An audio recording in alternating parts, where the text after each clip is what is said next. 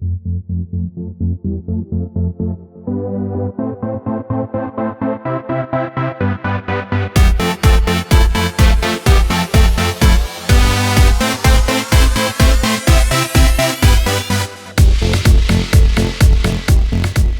guys, yeah, it's me. Welcome back. Okay, this is a different and very maybe not your speed video. This is a video about a project I am doing for uni, which is for my design. Don't remember what it's called. Design concept, I think it's called. Sorry, design contexts course. I am making this video in addition to doing, because I'm obviously an overachiever, in addition to doing the actual required PDFs and blah blah blah. For the course, assessment 2 and 3 are a 2-part whammy, where you take a initial idea and expand it into a tableau vivant, which is a living picture, which requires me to be in a picture. And because I'm studying fashion, other people are studying, I don't know, I don't know what the other courses are, to be honest. I have not paid attention. I'm busy enough with my own.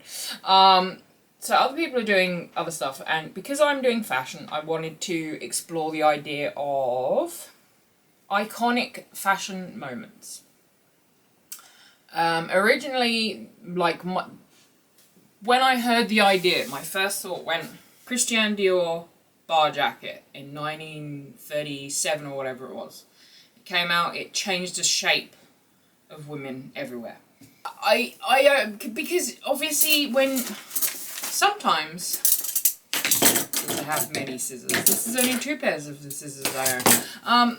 Sometimes your first idea is the one, like it's your golden idea. But I thought, let's make some fucking lists. So I made some lists, and I expanded it to turning points in fashion, iconic fashion moments that we all remember, and here is some ridiculous mind maps. It goes on and on. 3 pages of me just spewing ideas. Where I started was pictures that shape fashion. We had Lady Gaga's meat dress, which was, oh god, I can't do that.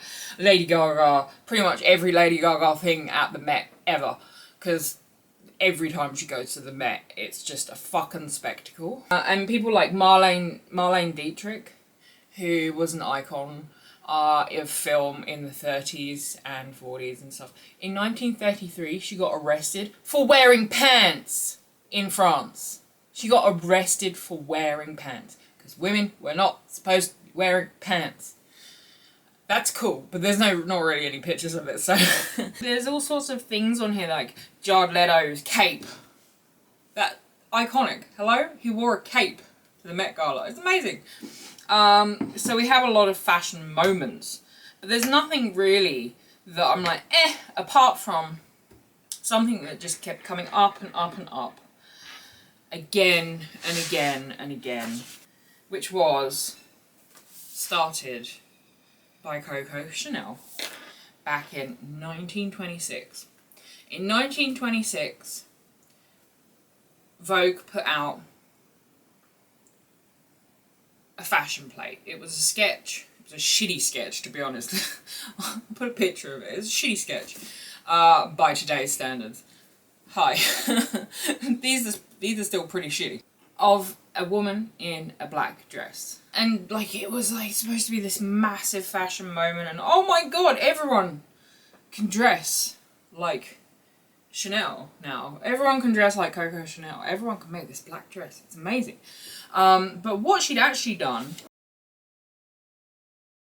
because I started looking into this. Yeah, so that's what, it came up a little bit.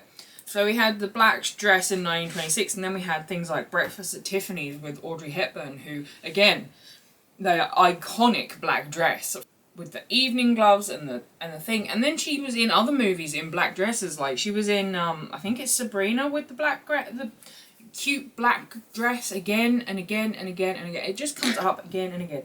In the 80s, Madonna had a little black dress moment, you know?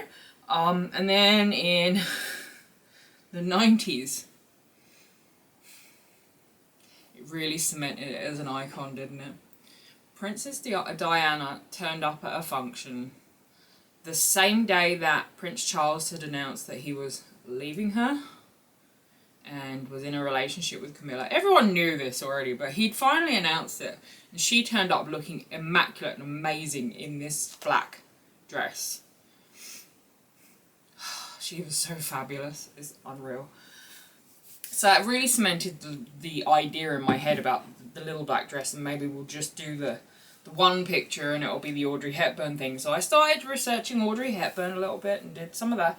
The moments were about the clothing. I mean, the movies are awesome, but the things that dragged you in were the promotional stuff and Audrey being dressed by Givenchy, you know? It was just this thing that dragged you in as a new form of advertising was, look at me. So, look, even little Betty Boop. Hi, come on now. Betty Boop in a black dress.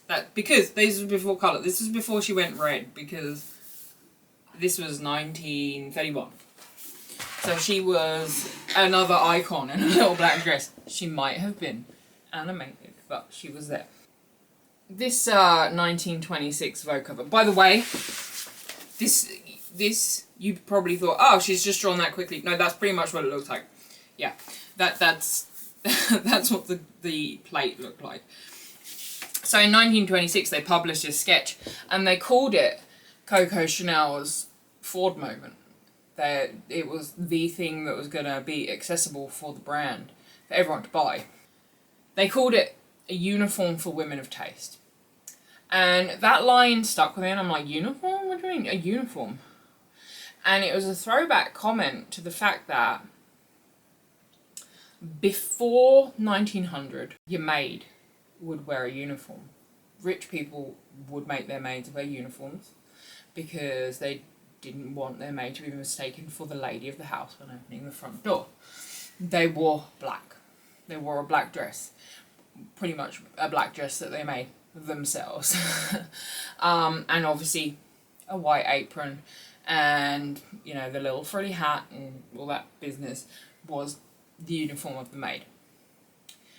But in the 1900s or so, this dude, I can't remember what his name is, I will look it up and put it here, they started making patterns that women could cut themselves. So you had women finally having a little bit of disposable income from being a maid or working in a shop in town or working in a factory. They finally had a little bit of money and they could buy some fabric and they could make these patterns. And they could look as fancy as somebody with a lot more money than them. But, you know, the Great Depression happened in 1920 or 1923, I think it was, or whatever. And so Chanel was like, everything's got to be black because black is versatile, it can be worn anywhere. It hides the dark. It's one of the most durable colours, right? And she figured if you accessorised correctly, you could wear it.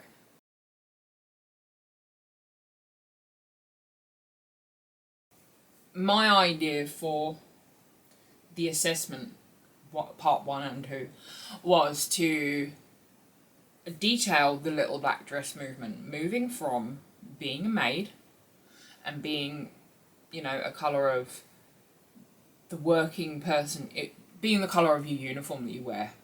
That's what it was. Or when you're in mourning, and that's it. You know, you've got upper class lady in mourning, black. Or the maid, black. That's it. That was the two things. You didn't wear black for anything else. I wanted to detail the movement from that through to where it was made popular and moments that it was made popular throughout history. And, you know, the original brief for part 3 was to probably do one picture and modernise it and put a spin on it that's modern. But because I wanted to detail the history and obviously be an overachiever because I'm an idiot, I did not think, hey, I also have another 2 subjects that have assessment 3s due in exactly the same time as this. Don't do what I do, kids. It's a real stupid idea. Chose 5 pictures. Chose 5. I chose 5. 4 of which you will maybe have seen, probably definitely have seen at least 2 of them. The first one is actually a painting. Painting of a maid by George Lambert, and he did this painting of The Help. It's called The Maid, and she's literally just sitting there, and she's got her apron and frilly hat and things, but she's holding the letter, which begs some questions. Who's the letter from? Where's she going? What's she doing? Because what everyone forgets and overlooks, especially in 1915 when he painted this, incidentally that's like less than a decade before Chanel went, we're doing this, is that, the maid has a life. Her life is not just the maid. She's married, she's clearly married, she's got a wedding ring on, but does she live in-house? Does she live with her husband? Does she get to go home? Has she got a home? Is she living there? Who knows? But she's holding this letter, and it makes me go, I wonder who it's from, because, I can't not think that. So that's the painting for the first one. Yes, that's really what we're doing. One is Coco Chanel in 1935 in her own little black dress, which is a picture from Vogue. She looks fabulous. She's got her black dress, she's got cuffs, which I think are amazing. I don't know whether they're attached, I doubt they're attached to the dress.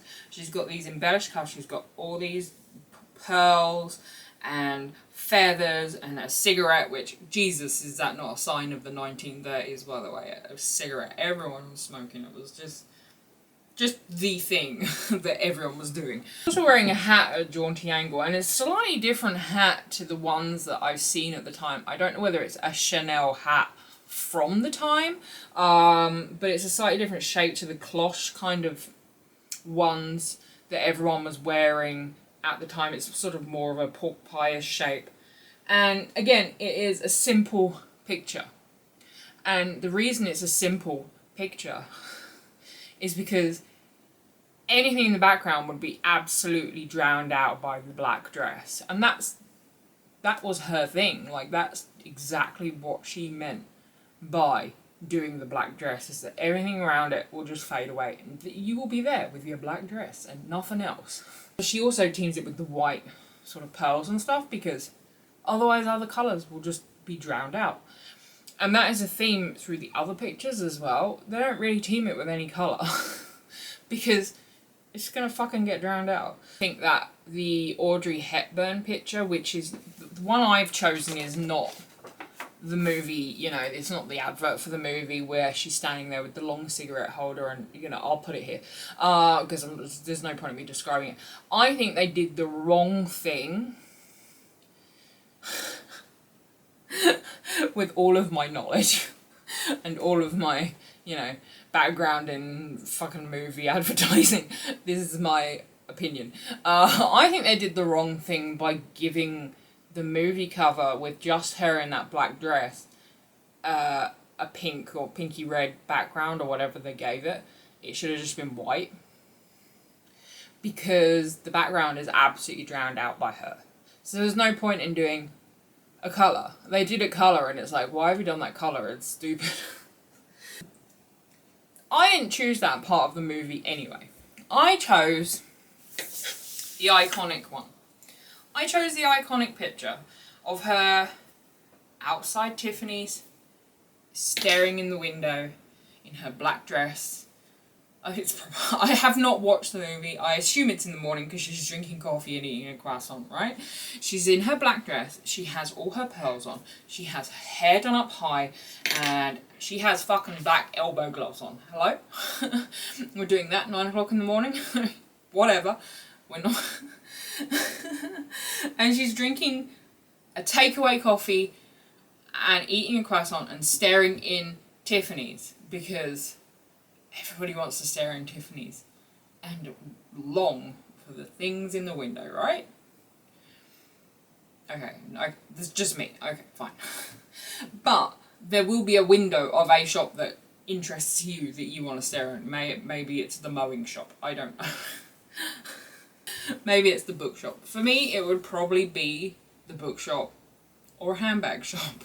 So when I change the picture, will it be me staring into a bookshop, Sephora counter? I don't know. But yeah, so that's the picture I chose to do for Audrey because I think it's more iconic. It doesn't show that she's actually in a black dress. She is wearing a black dress, obviously, but it only looks like a top in the picture. But the fact that she's wandering down the street 9 o'clock in the morning or whatever it is, eating breakfast in a long evening length dress, the hair done up to the nines. I don't know, is she doing the walk of shame? Not sure. With friggin' elbow, I still can't get over the elbow gloves, you know, out just casually with my elbow gloves on. Yeah. It just, I love, it's so iconic to me that is the one. So, the last one I have chosen, and it's not the right picture in here. I will bring it up on my computer. I changed my mind. This is a picture of Our Lady Kate. And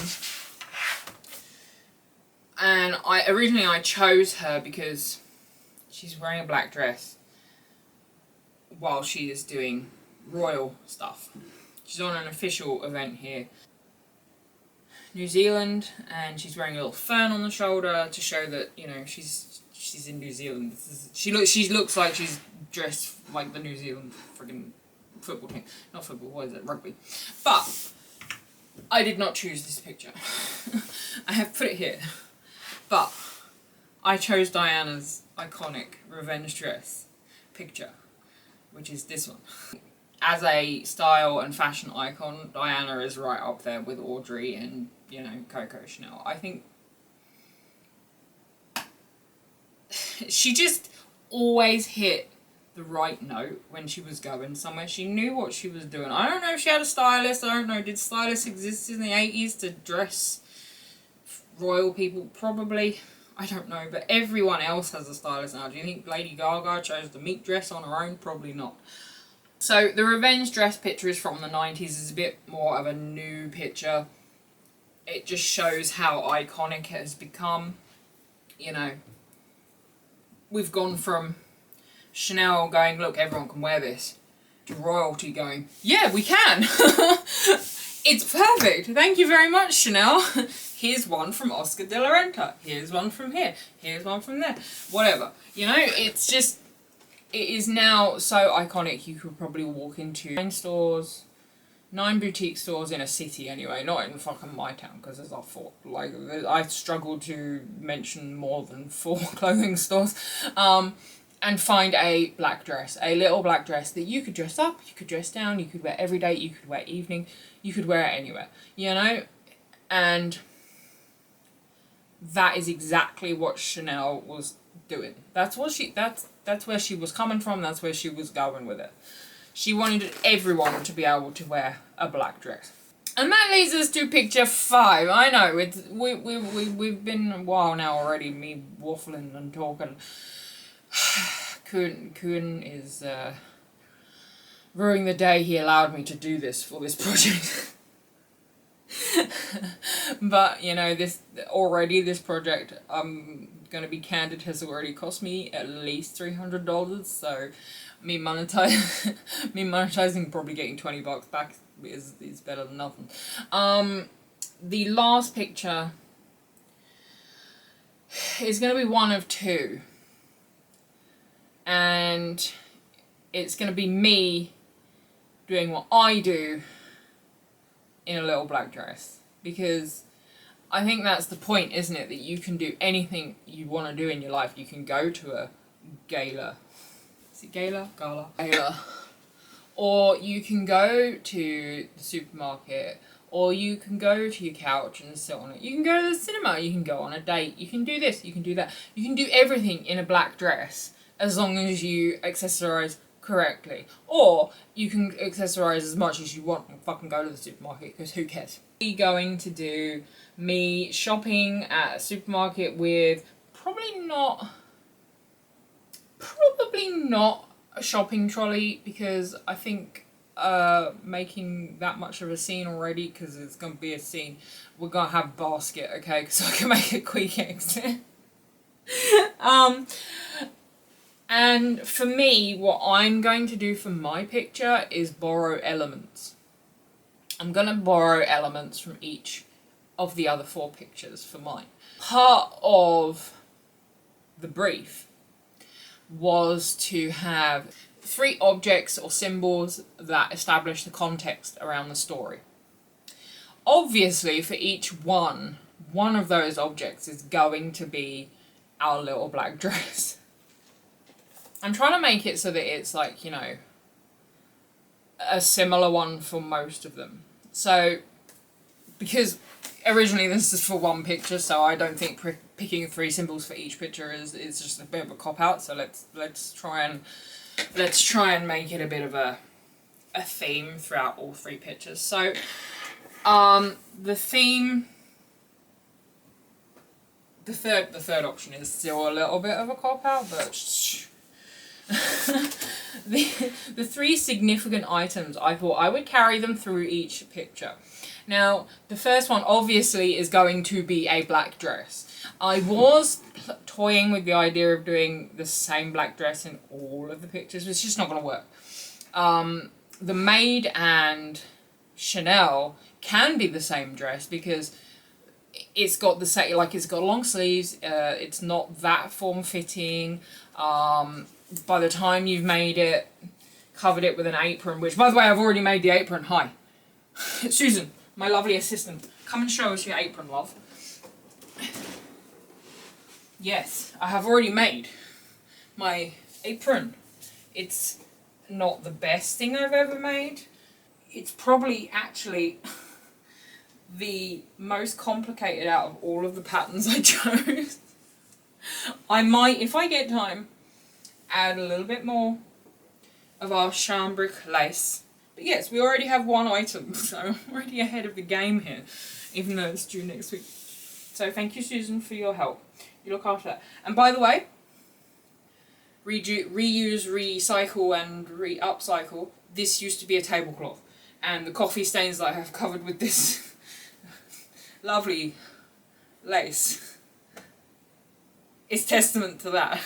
There is coffee stains all over it. I don't know whose tablecloth it was, but I'm very sorry if it was yours and you didn't want me to cut it up, but you shouldn't have given it to me. Thank you, Susan. It's my lovely assistant, Susan, everyone. Yeah, so by the time the black dress is covered with that whatnot, we can do just 2 for 1 to cover those 2 pictures. And obviously Audrey's dress has to be different because it's completely sleeveless. And, well, I've got my patterns here. Also, this was a pattern that I bought, and it was a historic Victorian pattern. I will put, where is it? Where's the envelope? That is the pattern for this. I was gonna make it up as I went along, and I did actually draw one out thinking I'm probably gonna have to make it up as I go along to try and be as accurate to the picture as possible. But I think at this stage we're just looking at an apron with some fucking lace. And you know what? It ain't bad. By far, I think that I have made, I've never done a lot of it. I'm studying fashion and I've sewn in straight lines only, okay? So this was hard. But I think after looking at this pattern and then looking at the dress patterns, this is probably by far the hardest one out of all 4. which is really funny. Especially when you consider what Diana's dress looks like. This is the one I have chosen for the maid and for the Chanel picture. Because, whilst it is made of jersey, note that did not exist in the 1930s. We are not going for historical accuracy with the makeup of the item. Thank God. I think this is suitable for both. So, and look, it's as easy to sew. So that one is for both those. There was another couple, but I chose that one because it said easy. Okay, that's why I chose that. Alright, this is why I was wanting to make a video, because we talked a lot about in class about prototypes and you know, things that would help you narrow down your choice into the right one. And for this project, I can't make prototypes. I'm not going to stand here and make a prototype of each dress. A, it's expensive. B, it's too time consuming. And C, I don't have that much. I can't sew very good. I'm a learner here. We have our stretchy jersey dress, which I'll do for both pictures, but the accessories are what are going to make this. And that is the main point, that this is so flexible and chameleonic. Is that a word? It's like a chameleon. You can dress it up, you can dress it down, you can do what you want. You can be a maid in it, you know? It doesn't matter. That's the whole point of a black dress. So that's for those two. The next one is Audrey, and there were several with a similar neckline. We're looking at this one up here, which it doesn't matter. It could have been a top because it's only the top half of her, but I couldn't find a top with the right neckline anyway. So we're going to make that one. I chose this one whilst in the shop was because this is the one they had in stock. And yeah, like I am 100% a beginner sewer at garments. So asking me to go look at that picture and go, okay, we can pattern draft that. It's just not gonna happen, fam. Okay, so we're choosing patterns that people have in stock. Again, it's about the accessories. The last one, Diana's dress, caused me so much pain, literally and figuratively, when looking for pattern. Because it has a plunging neckline that goes all the way down into your chest and has an off-the-shoulder moment. So it was either make a bridesmaid dress, which I've got a picture of here, which again they did not have in stock, or this one, which is an evening dress, which had a similar, you know, neckline, but no fucking sleeve things, and I'd have to make that up. Again, didn't have that in stock, so I eventually found this little number, and I figured that because it's elasticated, we could probably pin it exactly how we want it, because it's made of jersey fabric, which, as we know, is stretchy. If you didn't know, it's fucking stretchy, okay? It's pretty much what everything in anybody's lounge wardrobe is made of. It's stretchy, and I'm pretty sure if we work hard, we can probably make these puffy things into just off-shoulder doohickeys, like in the picture.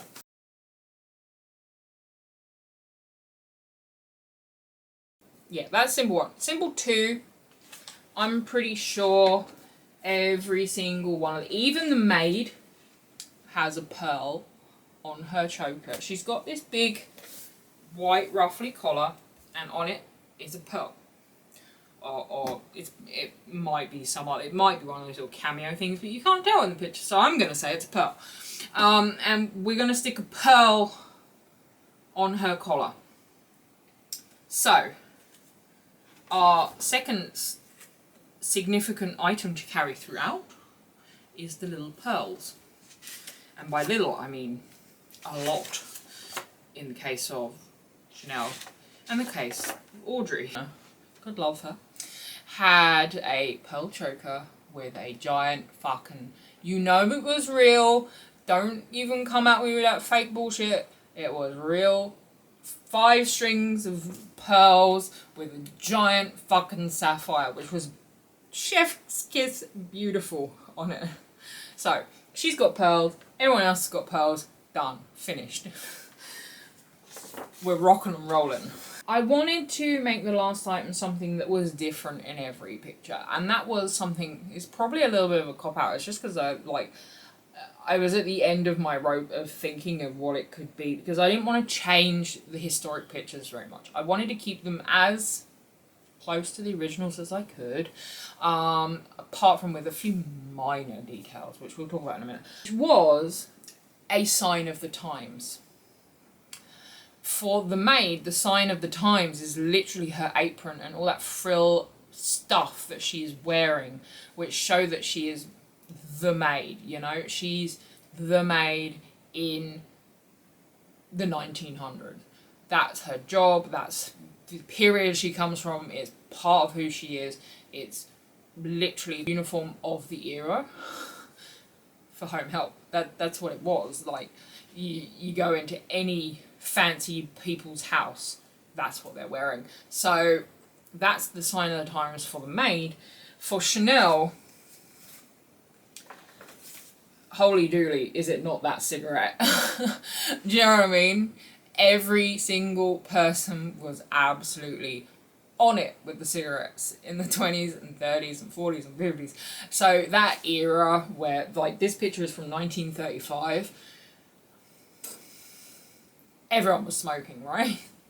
Especially in France, where Chanel was. Holy dooly. And they still are. But that's not the point. It was a sign of the times. A woman smoking? Holy dooly. Okay, so that's her one. For Hepburn, I think I was thinking maybe it was her hair and how she always has it in an updo, which, yeah, they did do that an awful lot in the 50s and 60s. That fancy updo with a fancy clip in it was like really popular. It was a chignon, I don't know. That was super popular. However, I can't think of another time where someone would wander around with elbow length gloves on. I can't. Like 50s, 60s, that's their thing. The gloves, I'm going out, I've got to put gloves on. You know? So I think that's hers. The gloves are her.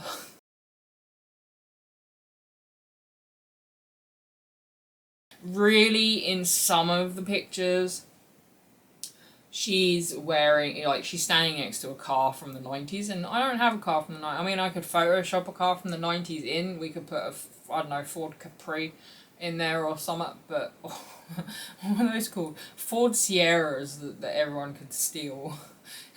You could steal one with a friend. What do we call it? I might do that because that's kind of funny. I'll play with it in Photoshop. We'll see what we can do.